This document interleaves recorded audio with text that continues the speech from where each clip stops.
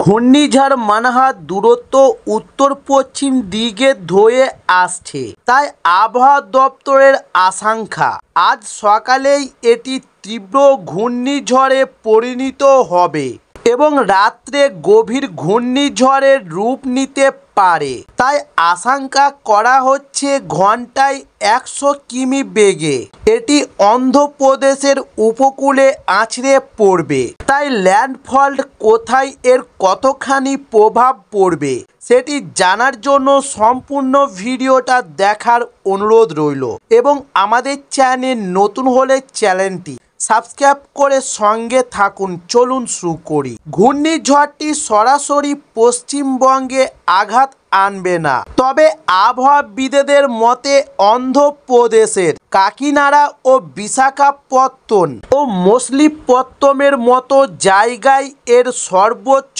প্রভাব দেখা যেতে পারে। এছাড়া উড়িষ্যার গোপালপুর এবং আশেপাশের এলাকাতেও সাইক্লোনের প্রভাবে ভারী থেকে অতি ভারী বৃষ্টির আশঙ্কা রয়েছে।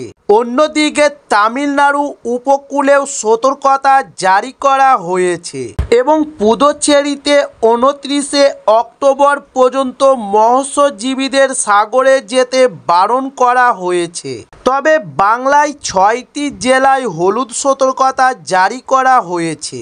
যদিও মানহার বাংলায় সরাসরি ল্যান্ডফল করছে না, তবুও এর প্রভাবে রাজ্যের আবহাওয়ার বড়সড় পরিবর্তন দেখা যাবে। বুধবার 29 অক্টোবর রাজ্যের 6টি জেলায় হলুদ সতর্কতা জারি করা হয়েছে। এই তালিকায় রয়েছে উত্তর 24 পরগনা ও দক্ষিণ 24 পরগনা, সঙ্গে ঝাড়গ্রাম, হাওড়া এবং কলকাতা ও হুগলি। এই জেলাগুলিতে আজ ভারী বৃষ্টিপাতের আশঙ্কা রয়েছে। পাশাপাশি ঘন্টায় 30 থেকে 40 কিমি বেগে ঝোড়ো হাওয়া বয়ে যাওয়ার সম্ভাবনা থাকছে এবং 29 অক্টোবর পূর্ব ও পশ্চিম মেদিনীপুর ও উত্তর দক্ষিণ 24 পরগনা এবং ঝাড়গ্রামে হলুদ সতর্কতা জারি থাকবে, যেখানে বৃষ্টিপাতের আশঙ্কা রয়েছে।